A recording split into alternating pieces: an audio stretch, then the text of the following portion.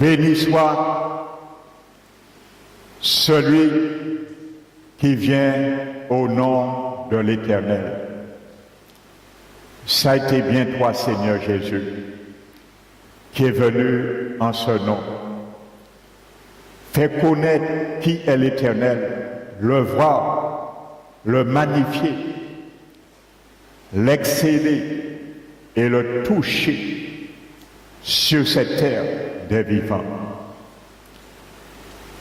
C'est toi, Seigneur, dans les jours de ta chair, tu as présenté au Père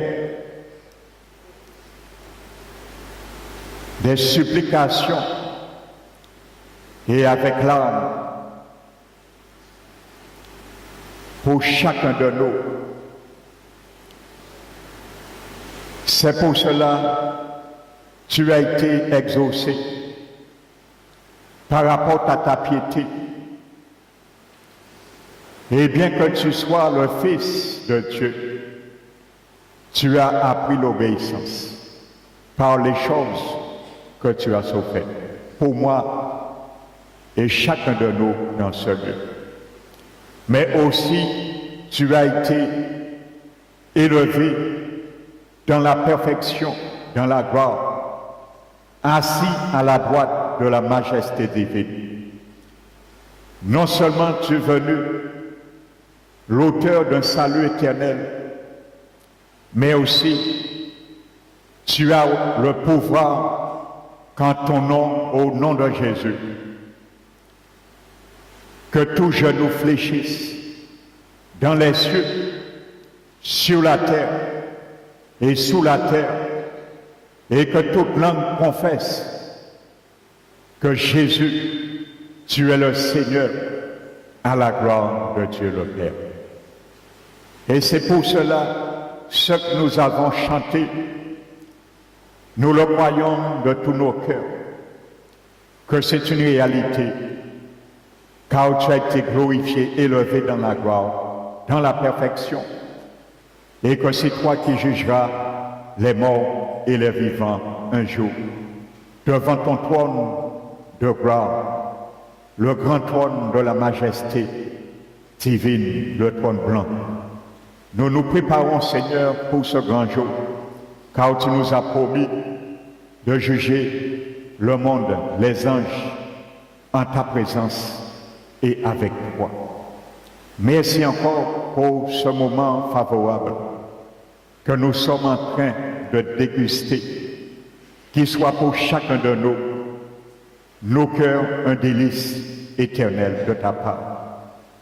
Que ton onction descende, Seigneur, et repose sur mes épaules, afin, Seigneur, que tu puisses mettre des paroles dans ma bouche, sous l'onction et la direction de ton esprit qui marche ce matin encore dans ce lieu, au milieu de nous. Je prends autorité au nom de Jésus de lier et de chasser tout esprit de distraction, tout esprit de sommeil dans ce lieu ce matin. Je vous chasse au nom de Jésus. Merci encore, Père, et sois glorifié, exalté dans ce merveilleux nom de Jésus-Christ. Amen. Asseyez-vous, frères et sœurs.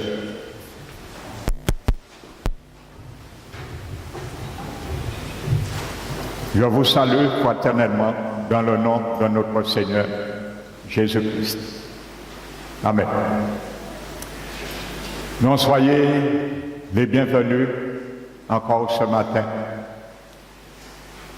pour recevoir cette dernière partie de cet enseignement sur la Sainte Trinité biblique. Amen. Donc dimanche dernier, je me suis arrêté sur la personnalité du Saint-Esprit. Aujourd'hui, nous allons voir sa divinité. Amen. Donc il y a un détail que je reviendrai dessus, c'est quand la Bible dit dans Acte 2, le verset 38,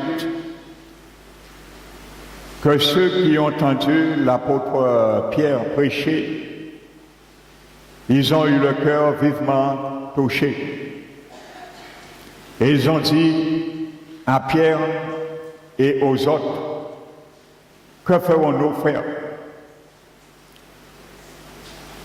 Et l'apôtre Pierre les a invités dans cette consolation qui venait du Saint-Esprit.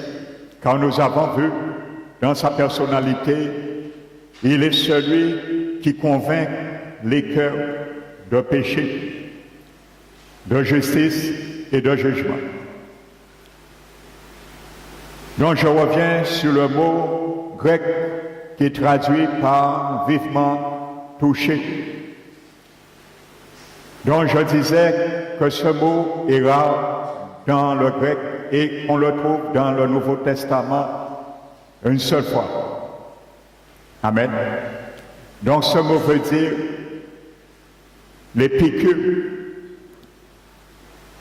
d'un poignard. Donc ça veut dire, ça décrit la vraie repentance quand quelqu'un entend l'Évangile. Amen. Ça décrit qu'il n'y a pas d'hypocrisie dans le cœur d'une telle personne, auditeur, de la réception de l'Évangile du salut. Donc c'est pour cela nous comprenons qu'il y a beaucoup de gens dans le monde, bien sûr, je généralise, et également ici. Lorsqu'on fait des appels au salut, on les voit qui se mettent debout, qui s'avancent, qui font la prière de la repentance, mais on ne voit plus jamais ces personnes après. Donc ça décrit que ces gens ont cru à l'Évangile dans leur tête, mais ils n'ont pas cru à l'Évangile qui a été prêché dans leur cœur.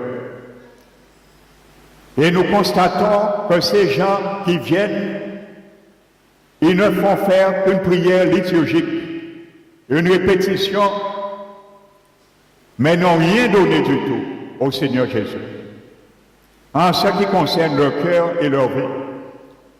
Et ils repartent aussi secs et aussi condamnés qu'ils se sont approchés devant l'autel. Nous le comprenons, parce que je le dis, il est impossible que quelqu'un qui ait reçu le Saint-Esprit, le pardon, je dis bien, judiciaire de Dieu. Parce que lorsque nous nous repentons, nous acceptons le Seigneur comme Sauveur et Seigneur, il nous donne le pardon judiciaire. Ce n'est pas un pardon humain, mais le pardon judiciaire. Un pardon qui lave et qui purifie le cœur de tout péché, de tout acte, de tout ce qu'on aurait fait, même si on a été le plus grand criminel, le plus grand brigand du monde. Lorsque on reçoit ce pardon, le Seigneur s'engage et s'assure à purifier nos cœurs. Et à ce moment, le Seigneur nous donne son Esprit Saint et il entre en nous par l'intermédiaire du cœur de celui qui a été réceptif de l'Évangile. Amen. Donc je dis, il est impossible que quelqu'un qui a reçu le pardon par une conviction du Saint-Esprit, comme il est décrit dans Acte 2, le dimanche suivant, on ne le voit pas à l'église. C'est impossible. Quand tu as reçu l'Esprit de Dieu et on ne te voit pas à l'église, c'est que tu as fait une répétition, simplement une prière, comme si tu allais à la messe et tu faisais liturgiquement les prières chaque dimanche qu'on fait à la messe. Alléluia. Donc c'est une réalité. Et on ne peut pas passer outre, frères et sœurs. Parce que ce mot le décrit certainement. C'est un mot qui veut dire que les 3000 auditeurs, ils venaient de crucifier Jésus. Ils croyaient avoir raison dans leur religion. Et qui n'a pas raison dans leur religion? Qui n'est pas sincère dans le monde? A dit un catholique qui n'est pas sincère en foi. A dit un musulman qui n'est pas sincère en foi. A dit un rasta qui n'est pas sincère en foi, en religion. Mais la seule personne qui peut démanteler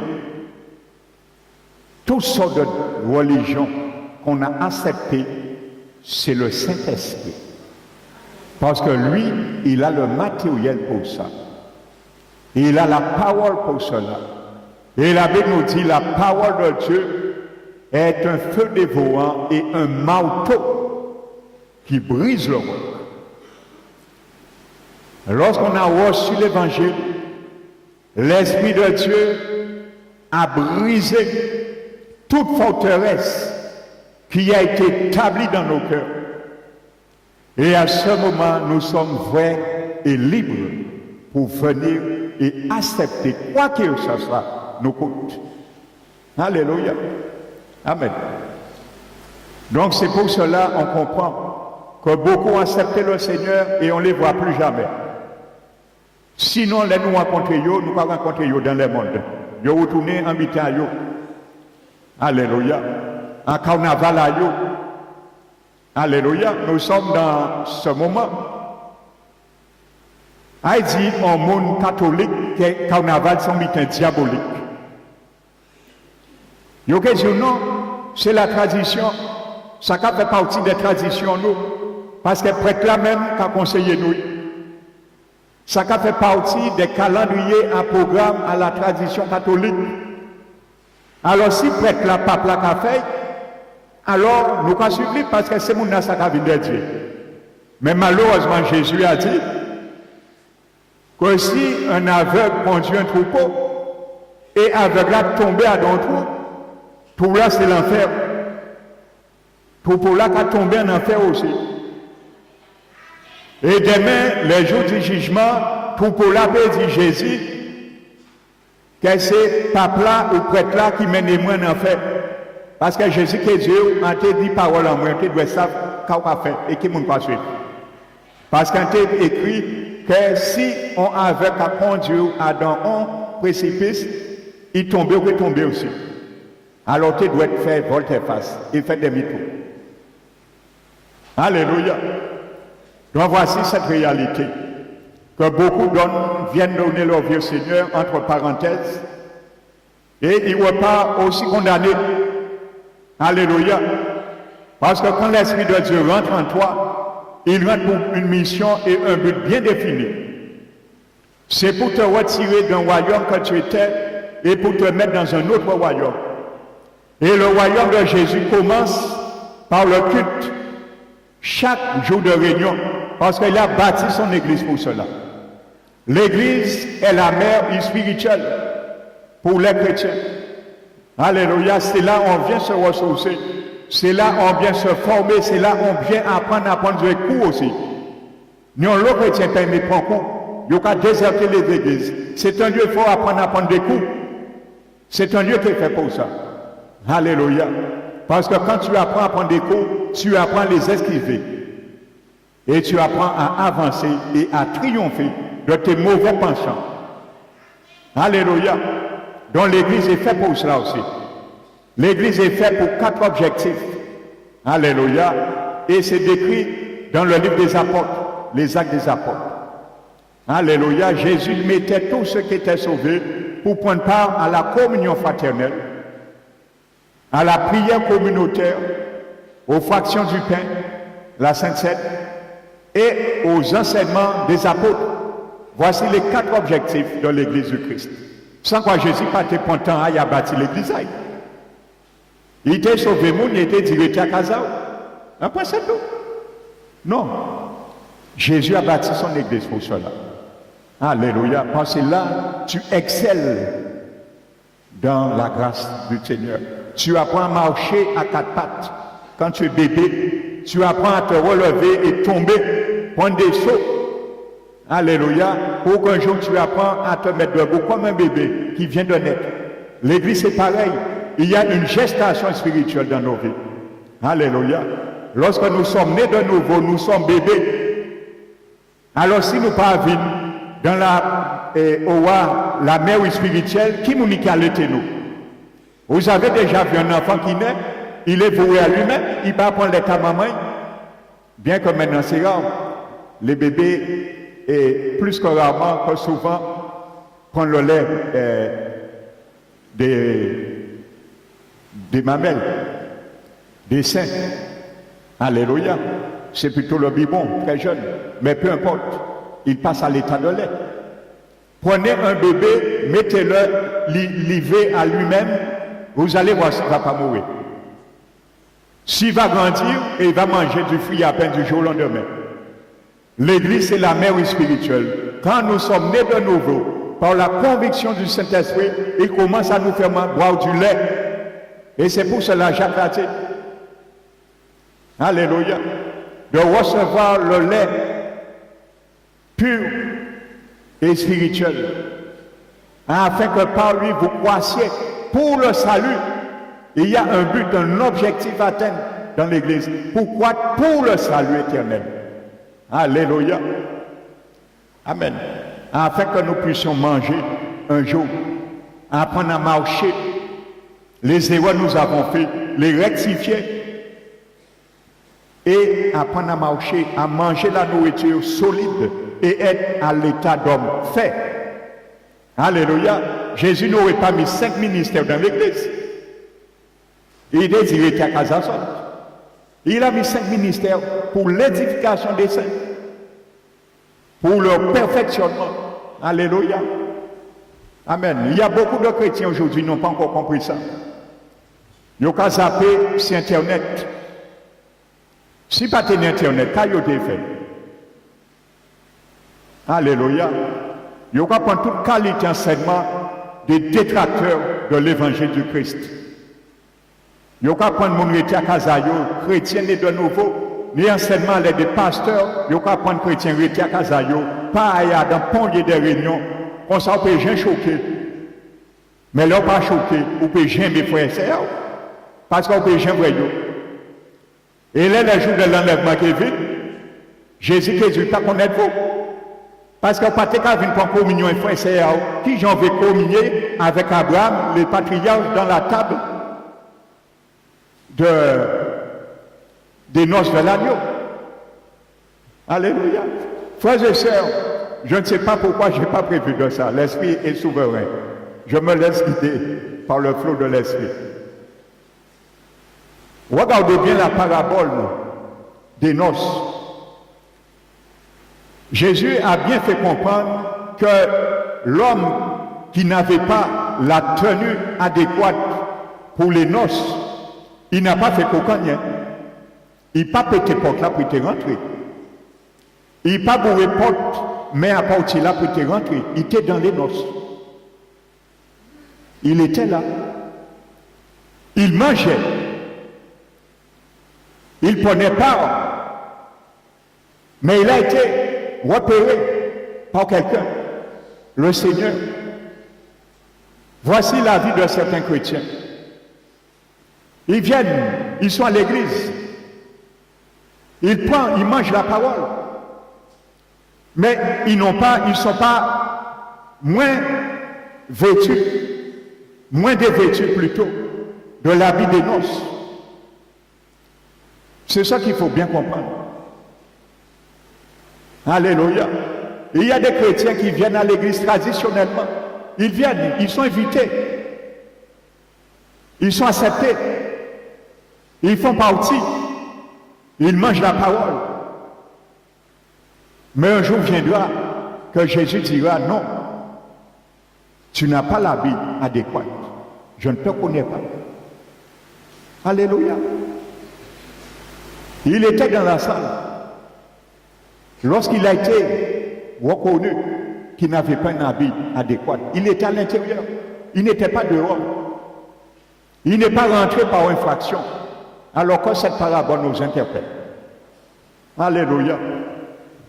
Amen. Et c'est implicité. Il y a des chrétiens aussi, ils entendent la parole qui concerne des situations de leur vie. Ça rentre là, ça sort là. Certains cas du pasteur là peut toujours du bitin. Alléluia, c'est la même réalité. Tu es là, tu manges la parole, mais tu n'es pas revêtu de l'habit adéquat. Parce que l'habit dénonce la sainteté. Alléluia. C'est la sainteté. C'est le sang de Jésus qui nous purifie chaque jour pour détacher notre vie, qui est entachée chaque jour. Notre vie est entachée de péché. Mais si nous ne faisons pas ce qu'il y a à faire pour les détacher, avant qu'il soit trop tard, de mettre nos vies dans la machine à laver de Jésus par son sang, qui est le détergent, eh bien, je vous là, ça a été trop tard. Parce que la machine qui est tombée en panne, les jours des noces. Le jour des noces, machine à Jésus qui est tombée en panne, il peut laver encore. C'est pour cela la Bible dit, heureux c'est ceux qui lavent leur robe dans le sang de l'agneau. Heureux c'est ceux qui lavent dès maintenant leur robe dans le sang de l'agneau. C'est ça que Jean a dit dans le livre de l'Apocalypse. Amen. Donc je vais continuer. Amen. C'est quelque chose, l'Esprit de Dieu m'a interpellé. Alléluia. Et il m'a dit, ne t'inquiète pas. Tous ces gens qui se sont donnés au Seigneur ici, ne t'inquiète pas si tu ne les vois pas. Ils ont cru dans leur tête, mais ils n'ont jamais cru dans leur cœur. Amen. Parce qu'ils avaient cru dans leur cœur ici aujourd'hui là. Amen. Alléluia. On ne force pas la main de Dieu. Hein? Amen. Simon le magicien voulait payer les apôtres pour y tenir le don, le pouvoir, pour les prier, pour monter, reçoit l'Esprit de Dieu. Mais non, ça ne se fait pas comme ça. Alléluia. C'est Jésus seul qui décide qui doit avoir l'Esprit de Dieu. Et s'il dit non, l'Esprit de Dieu peut riposter. Parce qu'il travaille en partenariat dans l'unité, dans la Sainte Trinité. Donc, frères et sœurs, avant de continuer, aujourd'hui, nous allons voir la divinité du Saint-Esprit. Parce que des chrétiens pensent bien souvent que l'Esprit de Dieu, déjà, n'est pas une personne. Et, a fortiori, sa divinité. Nous allons voir aujourd'hui que l'Esprit de Dieu est Dieu. Mais avant ça, je vais faire une parenthèse sur l'origine du mot Jéhovah. Amen. Certains disent comment il faut prononcer le nom de Dieu. Est-ce Yahweh ou Jéhovah? Que tu prononces Yahvé, Yahvé ou Jéhovah, ça ne fait aucune différence pour Dieu. C'est la même réalité. Les deux veut dire être éternel. Alléluia. Amen. Pour ça, certains pensent que si quelqu'un ne prononce pas comme il faut le mot Jéhovah, tu n'es pas sauvé. Alléluia. Le peuple de Dieu prononçait parfaitement le nom de Dieu. Et pourtant, il y a beaucoup qui ne sont pas sauvés. Le peuple juif. Ils prononçaient parfaitement le nom de Dieu. Ils ne l'ont pas sauvé. Donc ça n'a pas sauvé le monde. Ils savent qui j'en peux prononcer nom à mon Dieu. Alléluia. Donc tout d'abord, le nom de Dieu, il faut le savoir pour qu'il n'y ait pas de contradiction. Est employé près de 7000 fois dans l'Ancien Testament avec 4 consonnes. Amen. Qu'on appelle en hébreu le tétragramme. Tétra veut dire 4 et gramme, lettres. 4 lettres. Alléluia. Donc, on ne mettait pas les voyelles. Donc, Yahvé était écrit avec 4 consonne. Alléluia. Amen. Je vais demander à mon frère Fabrice, s'il te plaît, prends le tableau pour moi. Ah, mon frère Fabrice, prends pour moi.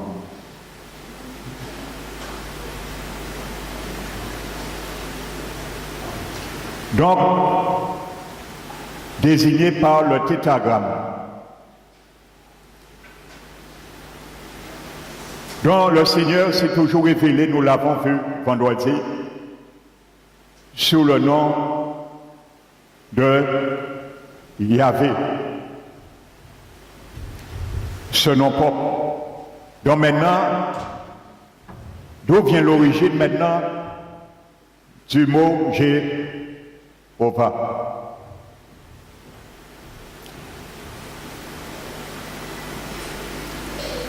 Donc nous allons voir ça avant de venir sur la divinité du Saint-Esprit.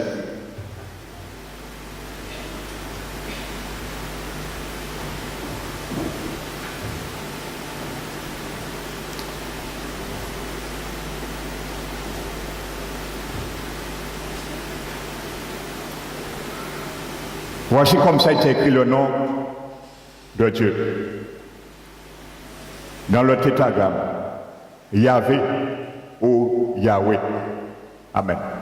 Dans le W levé, on pouvait le prononcer de la même manière, ça n'avait pas trop d'importance. Donc maintenant, nous allons voir l'origine du mot Jéhovah. Donc ceci veut dire en hébreu, je suis. Amen. Dans l'origine du mot Jéhovah, environ 400 ans avant Jésus-Christ, les Juifs, en s'appuyant sur le 3e commandement, qui dit « Tu n'utiliseras pas le nom de Dieu en vain », avaient commencé à ne plus prononcer le nom divin de Dieu, dont il s'est révélé dans Exode 20 et verset 7. Notez. L'utilisation de ce nom était strictement interdit dans le temple, dans les synagogues ou ailleurs. Seul le grand prêtre, le souverain sacrificateur, pouvait l'utiliser dans des célébrations spéciales. Donc chaque fois, lorsqu'ils lisaient les Écritures sacrées, ils avaient uniquement l'Ancien Testament, et qu'ils rencontraient le tétragramme, ce mot, Yahvé, dont les Juifs disaient à haute voix, Adonai ou Elohim. Amen. Donc 400 ans avant Jésus-Christ, lorsque les Juifs lisaient dans les Saintes Écritures sacrées, chaque fois ils rencontraient ce mot, au lieu de le prononcer, ils disaient Adonai ou Elohim. Adonai en hébreu veut dire Seigneur et Elohim, Dieu. Amen. Donc progressivement, l'utilisation du nom divin est mise de côté et ainsi la prononciation exacte de Yahvé disparut, au point qu'aujourd'hui personne ne connaît la prononciation exacte de ce tétragramme. Donc, la prononciation de Jéhovah est née par un mélange de voyelles d'Adonai et les consonnes de Yahvé.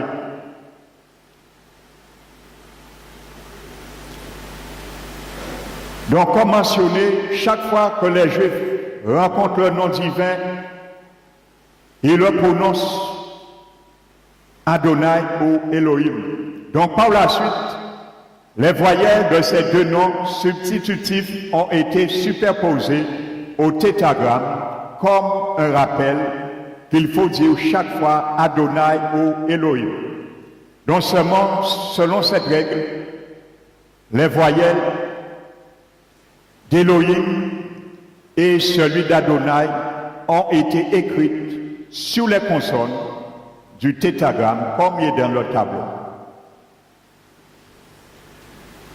Alléluia. Donc vers les années 1100 après Jésus-Christ, les chercheurs ne comprenaient pas la signification de cette façon d'écrire intercalant les voyelles de ces noms substitutifs entre les lettres qui constituent le nom divin Yahvé de Dieu. Donc ainsi, avec les voyelles d'Élohim, on a obtenu la prononciation et Adonai, Jéhovah ou Jéhovah.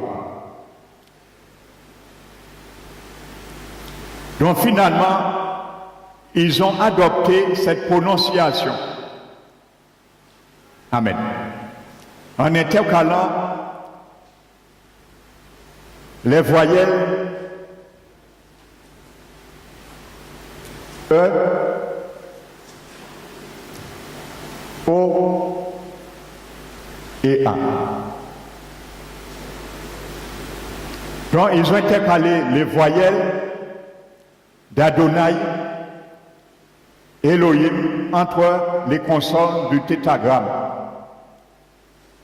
Yahvé, et ça donnait Jéhovah ou Jéhovah. Jéhovah. Donc voici l'origine du mot Jéhovah. Amen. Donc la racine du nom Yahvé en hébreu signifie être. Amen. Et c'est ce qui est décrit dans l'Ancien Testament, je suis. La racine du nom Yahvé en hébreu signifie être. L'hébreu biblique ne s'écrivait qu'avec des consonnes, comme nous le voyons dans les lettres.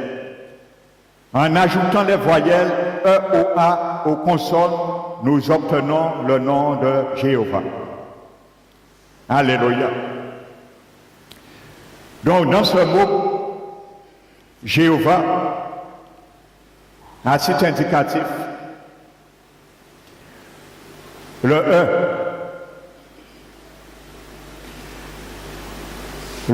en hébreu, c'est Sheva. Il veut dire, il a le sens dans ce mot, le futur, le E. Il a dans, pour l'hébreu, il a dans ce mot Jéhovah, le futur. Le O, en hébreu, c'est Olam. Il a dans ce mot Jéhovah, le présent. Le futur, le présent et le A. Dans l'hébreu, c'est Patash. Et il se réfère au passé, au futur du moins. Pardon, au passé. Le E se réfère au futur, le O au présent et le A au passé. Donc vous voyez, Jéhovah veut dire l'Éternel. Donc dans ce mot, finalement, ils ont regroupé le présent, le futur et le passé.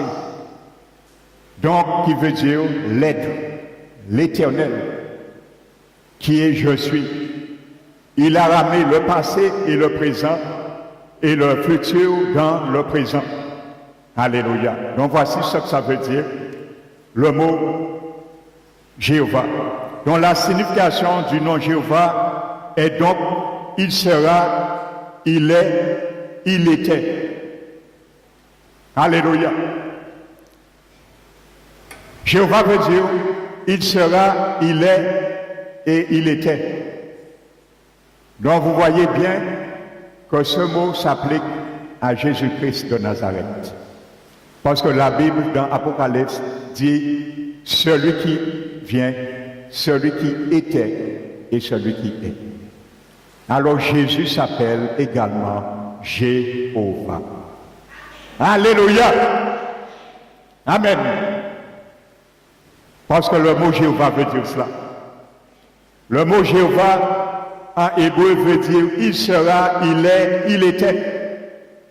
Amen. Donc le mot Yahvé est à l'intérieur du mot Jéhovah. En d'autres termes, il est l'Éternel. Alléluia. Donc beaucoup d'érudits choisissent la prononciation de Yahvé parce qu'elle représente la forme causative de l'hébreu, qui veut dire celui qui a causé l'existence. Alléluia. Amen. Donc voici l'origine du mot Jéhovah. Alléluia. Donc si vous rencontrez des sectes, ils pensent être sauvés du seul fait qu'ils connaissent la prononciation de ce mot-là, vous lui dites que Jésus s'appelle également Jéhovah. Parce que dans le mot Jéhovah, le E représente le futur, le O représente le présent et le A représente le futur. Celui qui est, qui était et qui vient. Alléluia. Amen. Donc Jésus savait ce qu'il disait lorsqu'il disait « Je suis ». Avant qu'Abraham fût, « Je suis ». Alléluia. « Je suis » veut dire Yahvé. C'est ça que ça veut dire le mot « Je suis », Yahvé. Et qui veut dire l'Éternel. Alléluia. Donc nous allons continuer en parlant de la Trinité. Je viens sur la divinité du Saint-Esprit. Je vais vous donner quelques tests des formules trinitaires qu'on trouve dans la Bible qui ne sont pas exhaustives. Nous avons déjà vu Matthieu 28, verset 19, lorsque Jésus a dit « Allez dans le monde, faire des disciples, les baptisant au nom du Père, du Fils et du Saint-Esprit. » Donc ça, c'est une formule trinitaire. Il n'y a aucun doute. Il y a les trois personnes de la Sainte Trinité, le Père, le Fils et le Saint-Esprit. Donc je l'ai expliqué dans la personnalité du Saint-Esprit. Dans 2 Corinthiens 13, verset 13, la prière, les salutations de l'apôtre Paul aux chrétiens de Corinthe, et il dit que la grâce, 2 Corinthiens 13, verset 13, que la grâce de notre Seigneur Jésus-Christ, l'amour du Père et la communion du Saint-Esprit soient avec vous. Alléluia. Soit avec vous. Amen. 2 Corinthiens 13,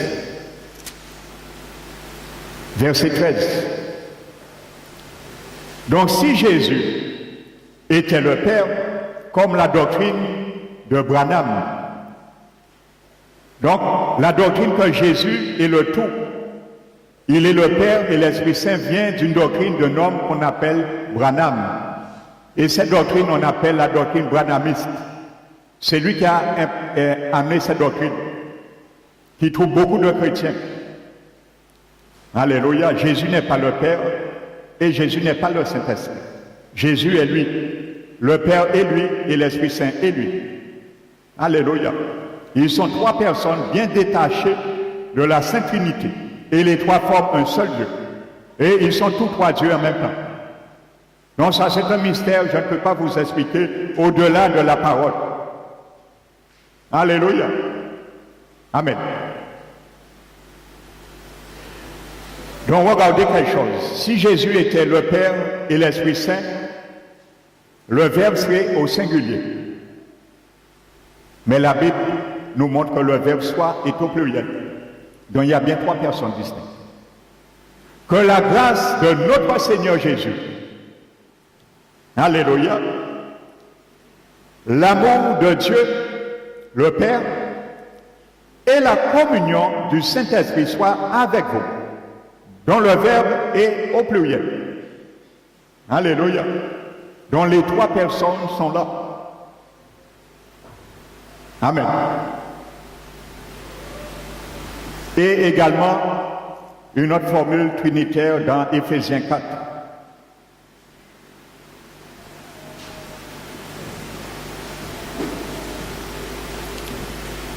La Bible nous dit, verset 4,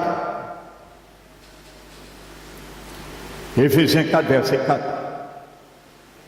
Il y a un seul corps et un seul esprit, un seul Saint-Esprit. Alléluia. Il n'y a pas de Saint-Esprit, mais ce même Saint-Esprit vit en même temps dans la vie de milliers de chrétiens.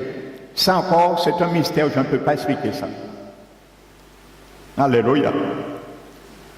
La seule chose que je peux vous le faire comprendre, comme j'ai expliqué l'autre jour, prenez un pastèque, il est entier, il s'appelle pastèque, sa nature est pastèque. Vous le coupez en 10 tranches. Chaque tranche n'a pas changé de nature. C'est toujours pastèque, sa nature. Et il y a 10 personnes qui consomment ces 10 tranches, 10 personnes différentes. Chaque tranche rentre dans le corps de cette personne sous forme liquide. Mais il n'a pas changé de nature. C'est toujours pastèque. Alléluia.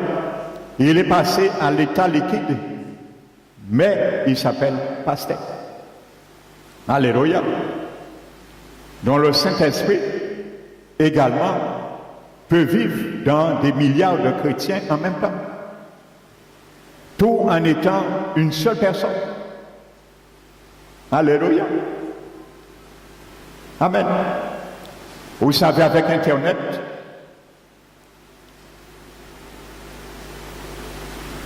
on peut envoyer des milliers de lettres pour plusieurs personnes que la personne lui-même, l'expéditeur, se trouve à un seul point bien précis. Donc c'est la même réalité. Si Internet peut le faire, en fortiori l'Esprit de Dieu. Amen. Donc c'est une réalité. Amen. Et je vous l'ai démontré dans Acte 2. Le mot don qui a été traduit dans le grec, c'est doéa. Ce mot veut dire personne ontologique. La personne, la vraie personne du Saint-Esprit. Alléluia. Ce mot grec, doéa, qui employait toujours pour deux personnes divines, Jésus ou le Saint-Esprit. Amen. Qui prouve bien que c'est vraiment une personne qui vit en moi et en toi. Alléluia. Maintenant, la divinité du Saint-Esprit. Nous allons faire quelques corrélations dans l'Ancien et le Nouveau Testament. Prenons le psaume 95.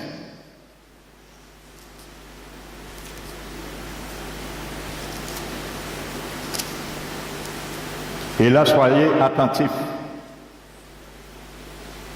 Parce que là, l'Esprit de Dieu est appelé l'Éternel.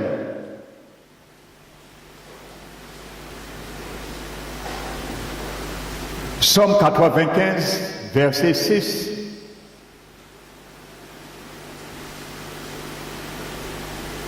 Venez, prosternons-nous et humilions-nous. On se prosterne devant qui? Devant Dieu. Amen. Fléchissons les genoux devant l'Éternel, notre Créateur. Amen. Car il est notre Dieu. Amen. Et nous sommes le peuple dont il est le berger. Le troupeau que sa main conduit. Aussi vous pouviez écouter aujourd'hui sa voix. Amen. N'endurcissez pas votre cœur comme à Mériba, comme à la journée de Massa dans le désert. C'est là que le peuple a rouspété. Et par ce fait, ils ne sont pas rentrés dans la terre promise.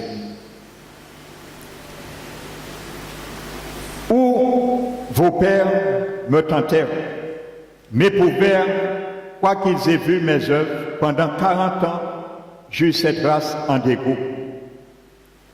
Et je dis, c'est un peuple dont le cœur est égaré, ils ne connaissent pas mes voies. Aussi je jurai dans ma colère, ils n'entreront pas dans mon repos. Alléluia. Et c'est ce qui a été fait. Entre autres.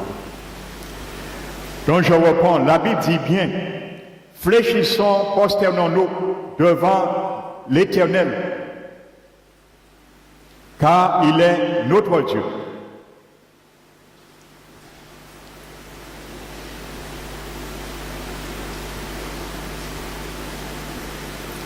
Notre Créateur, notre Dieu.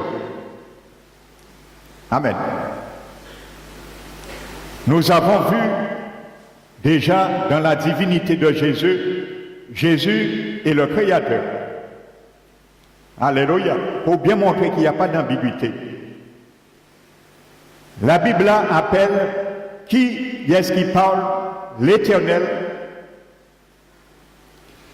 Il s'appelle Dieu. Il est le Créateur. Ainsi de suite. Nous allons voir de qui il s'agit là. Qui est-ce qui parlait à ce peuple dans Somme 95.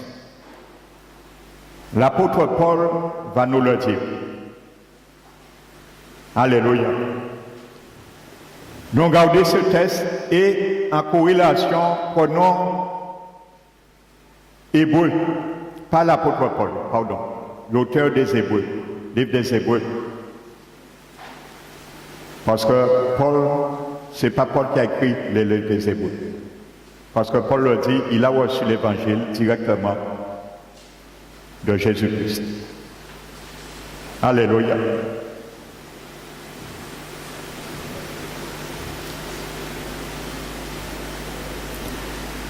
La Bible nous dit, au verset 7 du chapitre 3 du livre des Hébreux,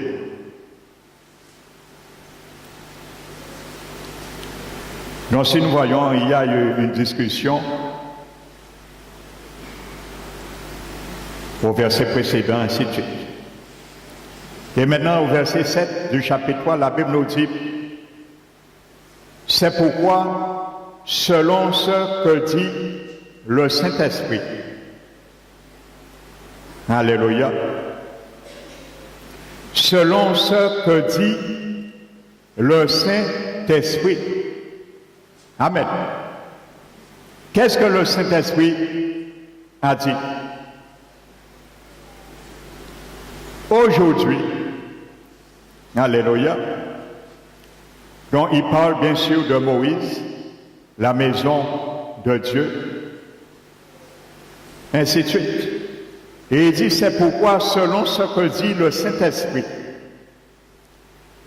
aujourd'hui, si vous entendez sa voix, n'endurcissez pas vos cœurs, comme lors de la révolte, le jour de la tentation dans le désert, où vos pères me tentèrent pour m'éprouver et y vivre mes œuvres pendant 40 ans. Aussi je fus irrité comme cette génération, contre cette génération, et je dis, ils ont toujours un cœur qui s'égare, ils n'ont pas connu mes voies. Ainsi de suite. Je jurai donc dans ma colère, ils n'entreront pas dans mon repos. Alléluia. Donc, qui est-ce qui parlait dans le Psaume 95? Le Saint-Esprit de Dieu. Alléluia. Le Saint-Esprit de Dieu qui parlait.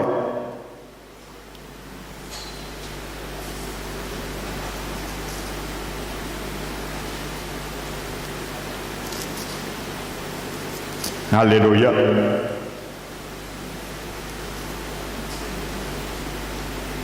La même chose qu'Hébreu a dit. Il a rencontré, réitéré le récit de cette révolte dans le psaume 95. Alléluia.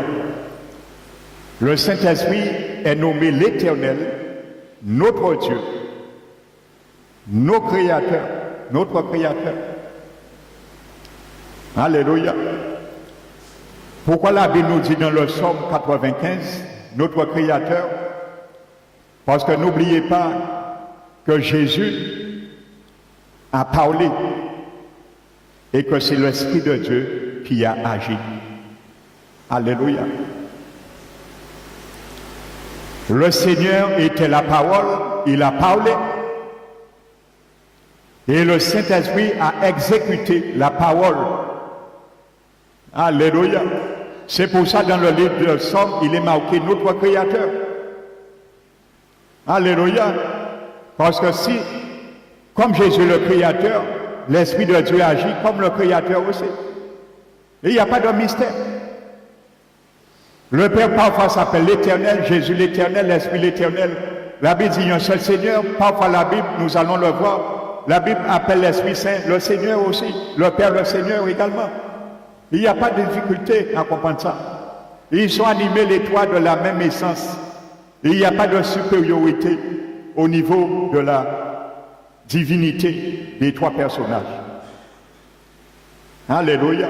Donc il est bien précisé, on l'appelle l'Éternel, on l'appelle notre Dieu et on l'appelle le Créateur. Amen.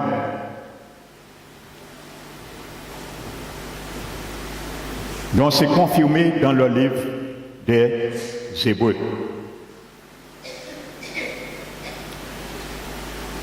Maintenant, prenons notre corrélation, Isaïe 6, l'Ancien Testament. Il est appelé le Dieu d'Israël. Isaïe chapitre 6.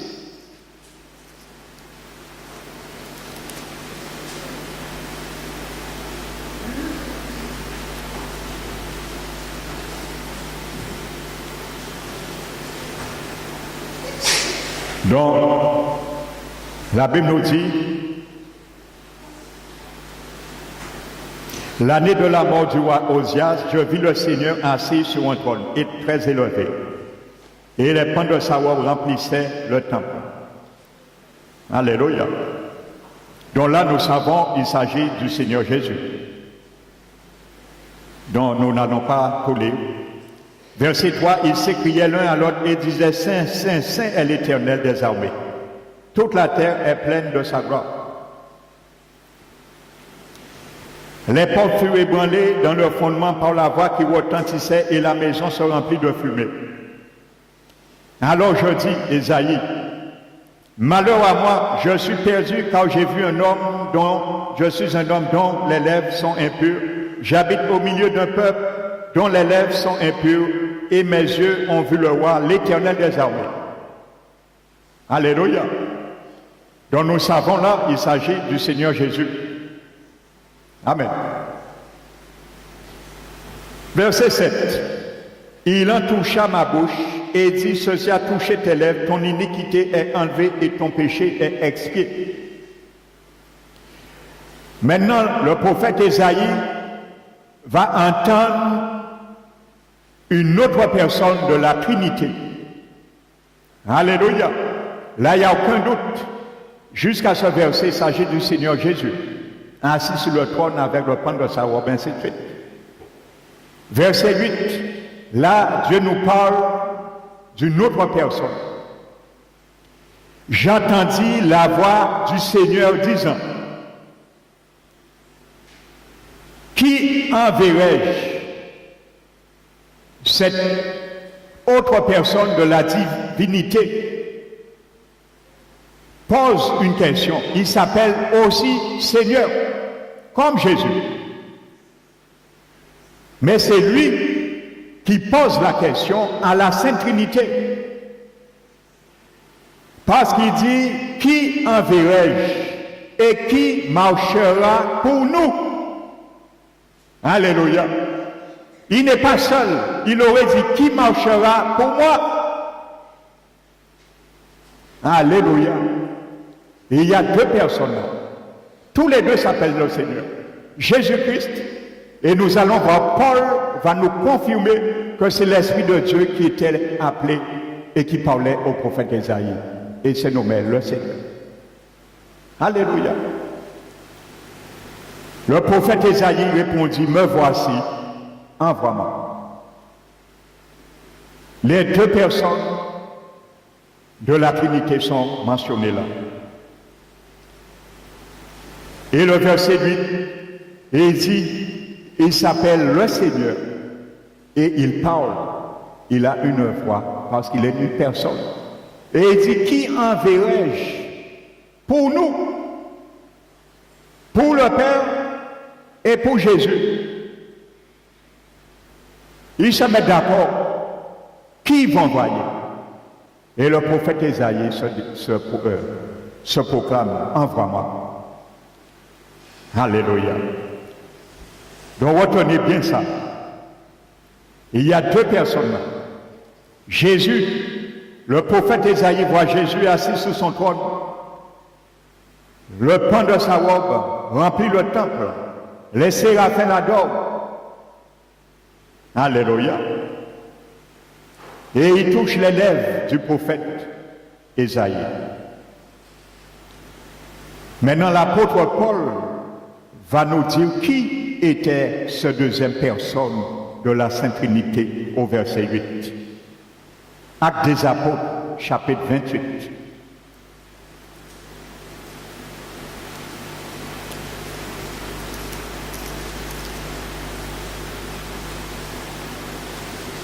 Il ne s'agit pas de la même personne.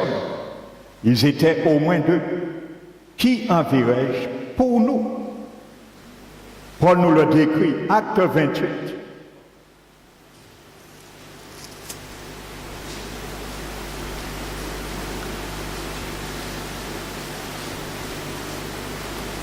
Nous allons prendre à partir du verset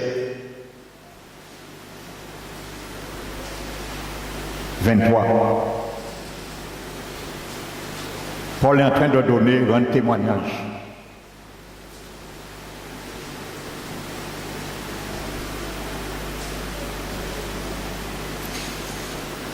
Verset 21. J'ai lui répondit, nous n'avons reçu de Judée aucune lettre à ton sujet, et il n'est venu aucun frère qui ait rapporté ou dit du mal de toi. Mais nous voudrions apprendre de toi ce que tu penses, car nous savons que cette secte rencontre partout de l'opposition. J'ai lui fixait un jour, et plusieurs vinrent le trouver dans son logis. Paul leur annonça le royaume de Dieu en rendant témoignage et en cherchant par la loi de Moïse et par les prophètes à les persuader de ce qui concerne Jésus. L'entretien dura depuis le matin jusqu'au soir. Les uns furent persuadés par ce qu'ils disaient et les autres ne crurent point. Comme ils se retiraient, en désaccord, Paul n'ajouta que ces mots. C'est avec raison que le Saint-Esprit, parlant à nos pères par le prophète Ésaïe, a dit. Le verset 8 d'Ésaïe 6. Qui parlait, Paul le confirme, le Saint-Esprit.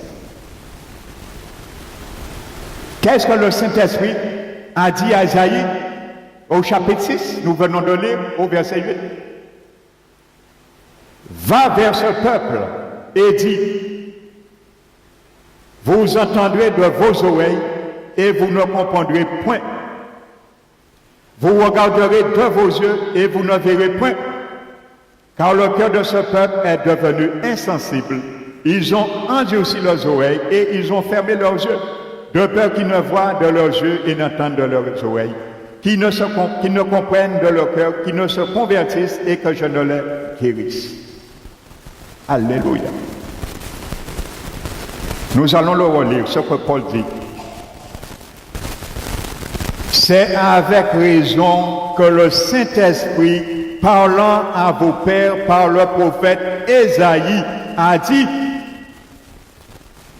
revenons sur Ésaïe chapitre 8.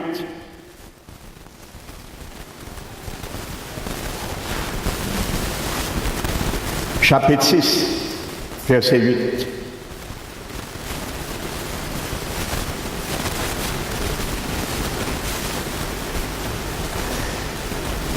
J'entendis la voix du Saint-Esprit. Tu peux le mettre là, du Seigneur. Paul a dit, c'est lui qui parlait. Il s'appelle le Seigneur. Donc s'il s'appelle le Seigneur, il est Dieu. Disant, qui enverrai-je et qui marchera devant nous?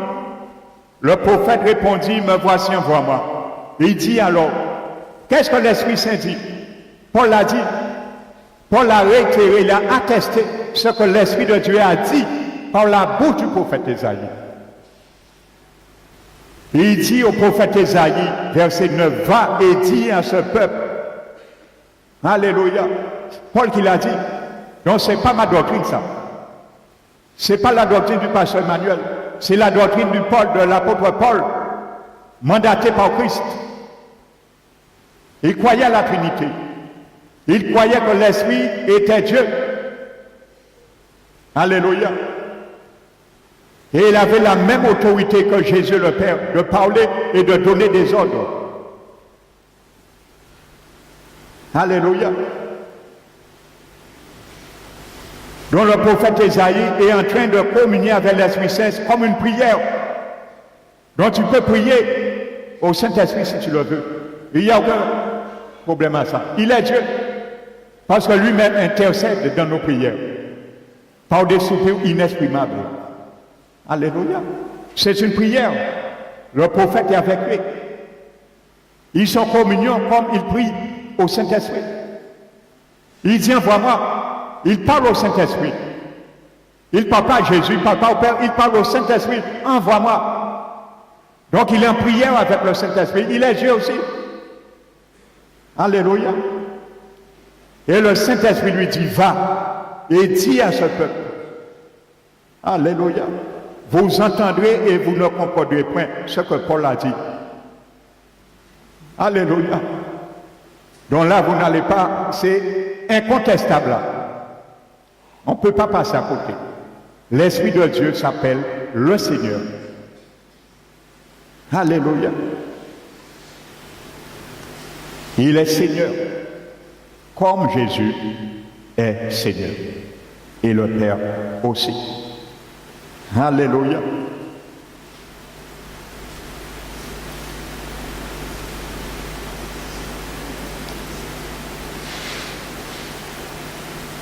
Il y a notre corrélation, je vais passer dessus. Amen. Maintenant, le Saint-Esprit est appelé le Dieu de l'Alliance. Alléluia. Une dernière corrélation. Prenons l'Ancien Testament, Jérémie encore 31. Jérémie 31.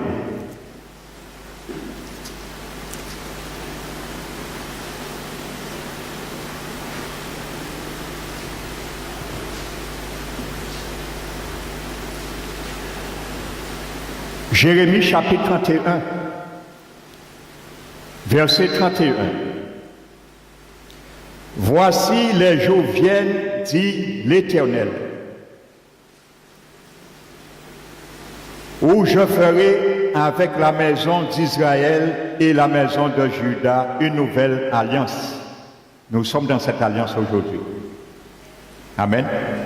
Le prophète Ésaïe l'avait promulgué, mais il n'avait pas été signé comme une ordonnance légale.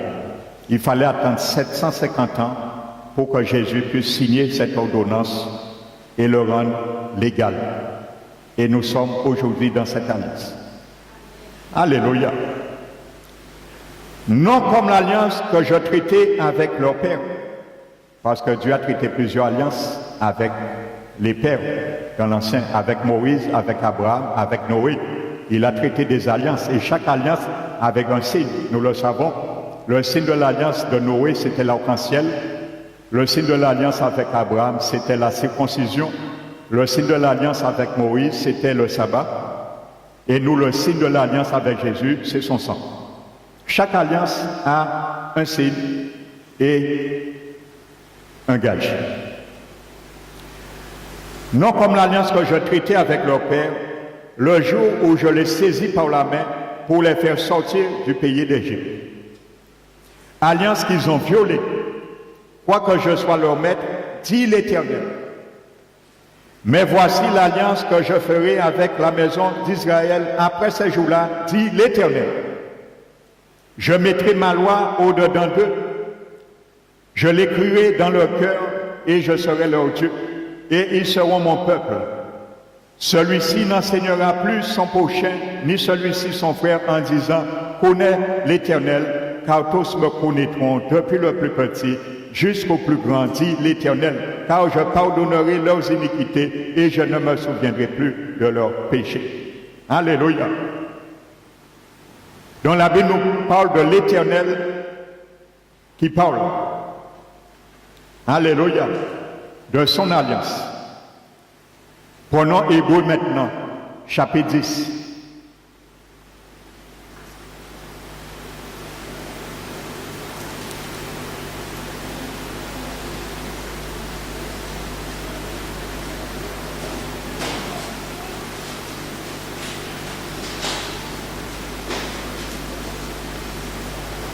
Hébreux chapitre 10, verset 15. C'est ce que le Saint-Esprit nous atteste aussi. Alléluia. Nous avons vu Jérémie appelle celui qui doit conclure l'alliance s'appelle l'Éternel. Alléluia.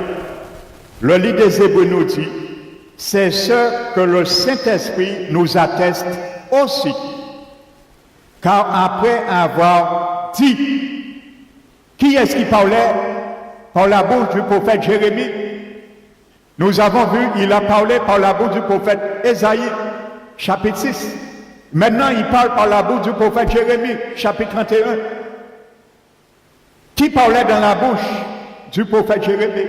Pour Jérémie, le Saint-Esprit. Il s'appelle l'Éternel. Alléluia. Car après avoir dit, qui est-ce qui dit l'Esprit Saint? Voici l'alliance que je ferai avec eux. Après ces jours-là, dit le Seigneur.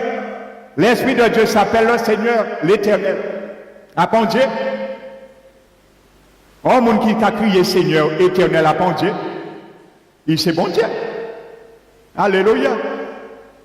Ce n'est pas moi qui le dis. C'est le livre des Hébreux. Alléluia. Après ces jours-là, dit le Seigneur, je mettrai mes lois dans leur cœur, je les écrirai dans leur esprit, ainsi de suite. L'Esprit Saint, il a une bouche, il est une personne. Alléluia. Et il parle, il est Dieu. Il prend des décisions, il est omniscient, il ne se trompe pas. Il n'a pas besoin de dire le Père, est-ce qu'on peut prendre des décisions là, on peut tromper moins? Il n'a pas qu'à tromper parce que le Père omniscient et Jésus omniscient. Il ne se trompe jamais. Alléluia. Le Père pense, Jésus parle, la pensée du Père et l'Esprit exécute la parole de Jésus. Ils travaillent comme ça, en partenariat, en symbiose. Ils sont tous les trois dieux, omniprésents, omniscients et omnipotents. Et il n'y a pas d'imperfection dans aucun des membres de la Sainte Trinité. Le Dieu unique en toi. Alléluia. L'Esprit qui parlait par la bouche du prophète Jérémie. Et nous retrouvons encore Hébreux 8. C'est réitéré dans Hébreux 8.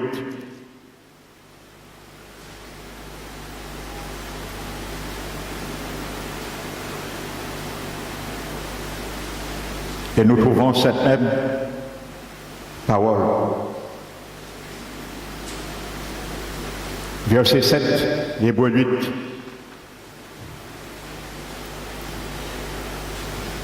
Car c'est avec l'expression d'un blâme que le Seigneur dit à Israël, « Voici les jours viennent, dit le Seigneur, où je ferai avec la maison d'Israël. » Encore, il est mentionné là, on l'appelle le Seigneur.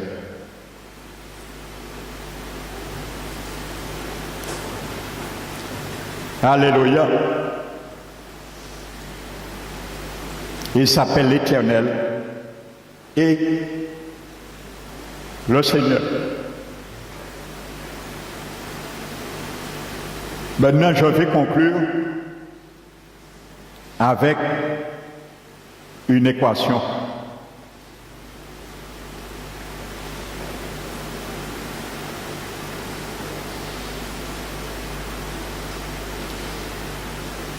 Donc je vais, la société Watchtower nie la divinité du Saint-Esprit.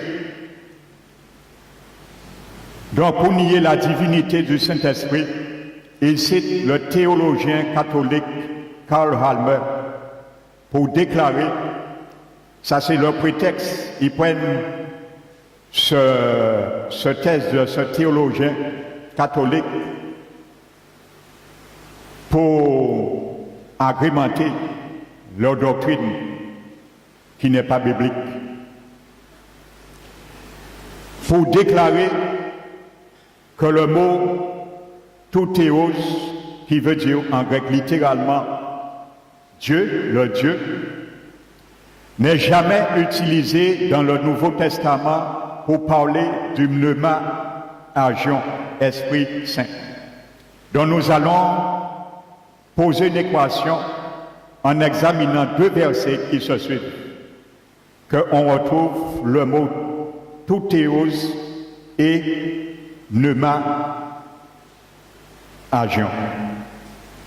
Acte 5.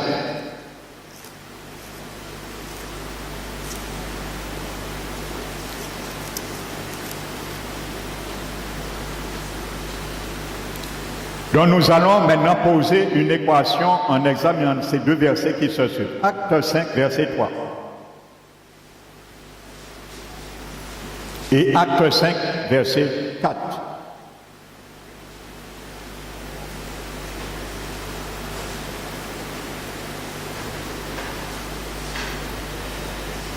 La Bible nous dit, Pierre lui dit,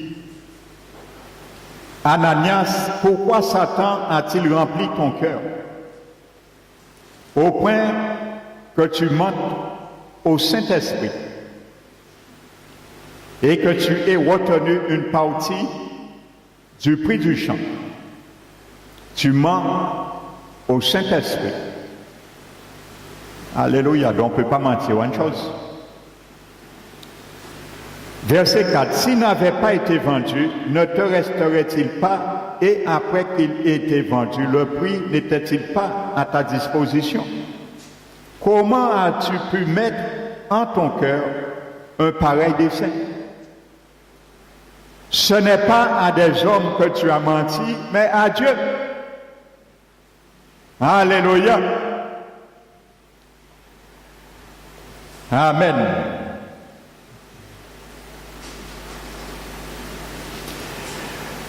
Le premier verset parle de mentir à l'Esprit Saint, donc pneuma tout agion dans le grec. Et le second verset parle de mentir à Dieu, tout théos, dont la doctrine et la théorie du théologien catholique Karl Halmer ne tient pas debout. On retrouve ces deux mots grecs dans les deux versets et qui se suivent. Les deux versets pouvaient former une équation. Alléluia. Nous allons faire cette équation ensemble pour bien montrer que le Saint-Esprit, en conclusion, est Dieu.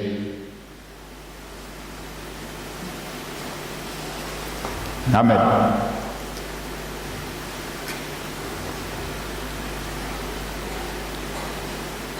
Nous allons mettre mentir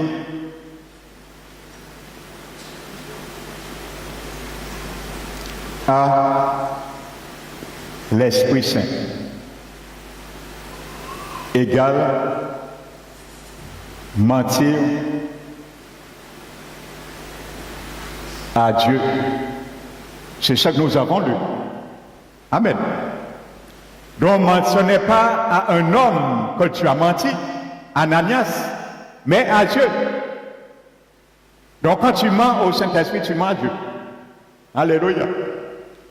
Donc, mentir à l'Esprit Saint égale mentir à Dieu.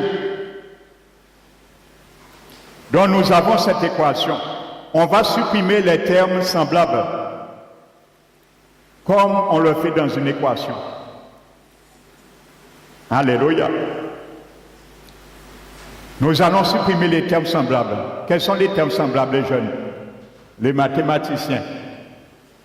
Les jeunes, quel est le terme semblable dans l'équation? Vous ne savez pas? Oui? Mentir à. Alléluia. Donc nous allons supprimer mentir à. Qu'est-ce qui reste? L'Esprit Saint égale Dieu. Donc l'Esprit Saint est Dieu. Alléluia. Ce n'est pas moi qui le dis, c'est la Bible. Amen. Nous allons le relire, que ça puisse rester gravé et que l'Esprit de Dieu est une réalité. Il est Dieu.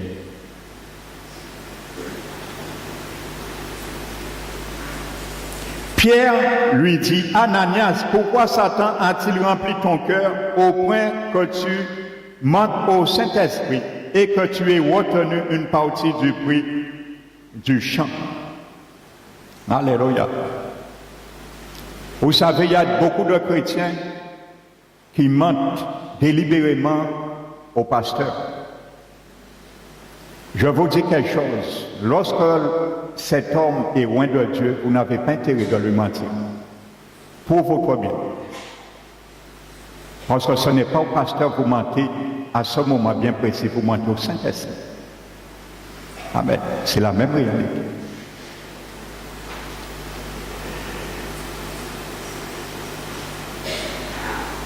Au point que tu mentes au Saint-Esprit et que tu aies retenu une partie du fruit du champ.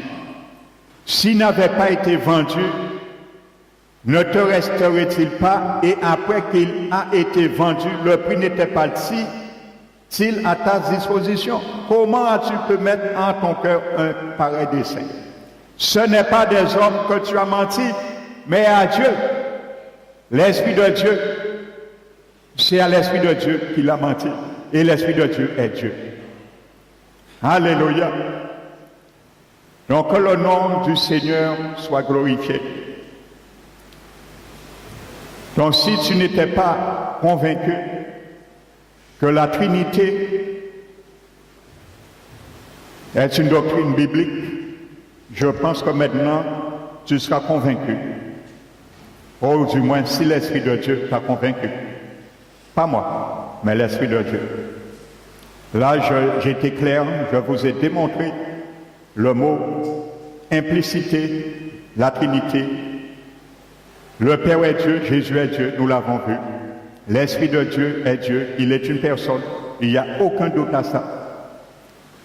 D'une manière inexplicablement, il est Dieu et il est une personne divine. Maintenant, c'est à toi à faire bon usage de savoir que tu vis et tu es habité par une personne qui est divine. Parce que la Bible ne nous aurait pas dit que celui qui est en nous est plus grand que le diable. Il aurait dit ce qui est en vous. C'est clair et net. La Bible aurait dit ce qui est en vous. Il a dit celui qui est en vous est plus grand que celui qui est dans le monde. Alléluia. Donc il faut que tu le saches. Que tu n'as pas reçu une puissance, tu n'as pas reçu une chose, mais tu as reçu une personne divine, l'Esprit de Dieu, le jour où tu es né de nouveau. Il faut que tu le saches aujourd'hui. Et que tout doute que tu avais, tu dois les bannir maintenant. Parce que tu vas attrister l'Esprit Saint. Si tu crois qu'il n'est pas une personne, tu l'attristes. Et malheureusement, il ne peut pas agir. Parce que tu ne lui donnes pas droit. Tu ne lui donnes pas la gloire que les dieux. On a vu, on se prosternait devant lui dans l'Ancien Testament. Il mérite la prosternation, il mérite l'adoration, il mérite l'élévation. Amen. Et tu peux lui parler. Amen. Parce que les apôtres parlaient parfois avec l'Esprit Saint comme une prière. Alléluia. Amen. Nous allons, frères et sœurs, nous mettre debout pour remercier notre Père. Mettons-nous debout et fermons les yeux.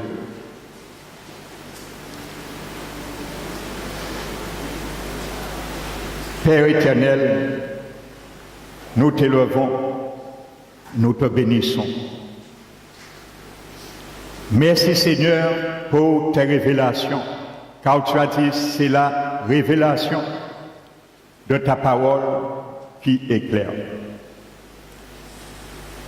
Il n'y a aucun doute, Seigneur, tu nous as bien démontré, bien défini cette réalité, que tu es un Dieu unique, le seul vrai Dieu, mais manifesté, qui œuvre en trois personnes, bien distinctes, bien personnelles et bien détachées, à la personne du Père, du Fils Jésus-Christ et du Saint-Esprit. Maintenant, Seigneur, que chacun de nous qui sommes habités par cette sainte présence, car tu l'as dit, Seigneur, que mon Père et moi viendra vers vous et feront leur demeure en vous, en faisant allusion au Saint-Esprit. Car lorsque l'Esprit parle, c'est comme si Jésus tu as parlé et comme le Père également a parlé. Et c'est pour cela, Seigneur, je voudrais que nous restions unis dans cette même communion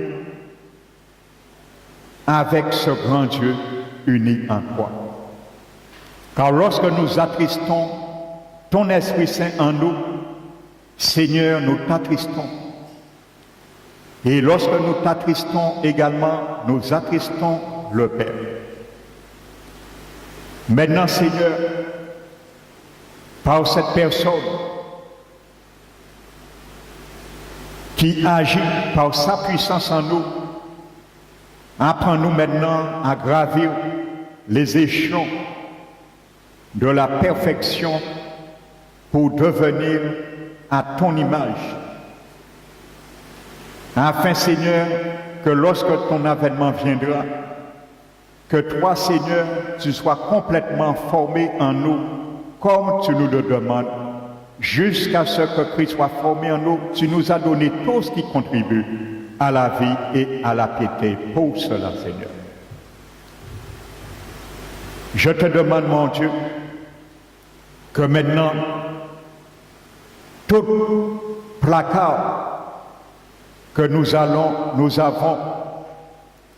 mis ton Esprit Saint en nous, en l'empêchant d'agir, de nous parler, de nous fortifier, de nous élever dans la perfection selon ta parole et tes principes.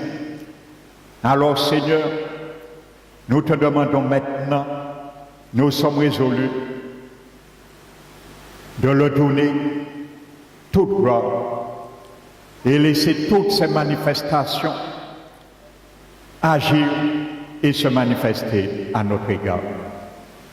Ma prière pour ceux et celles, Seigneur, qui visitent ce lieu, qui n'ont pas encore dit oui pour l'habitation de cette personne, l'hôte du ciel que tu as envoyé pour convaincre les cœurs de péché, de justice et de jugement, que ma prière, qu'il se décide, car tu as déjà frappé longuement à la porte de leur cœur, afin que cette porte puisse s'ouvrir et que tu puisses cheminer et devenir maintenant non le visiteur, mais le propriétaire du cœur. C'est ma prière, Seigneur. Merci, mon Dieu. Manifeste-toi, élève-toi dans ta gloire et continue de donner gloire à ton Saint-Nom, dans nos vies et dans ce lieu. Nous te remercions, Père, et nous te glorifions dans le nom de notre Seigneur Jésus-Christ. Amen.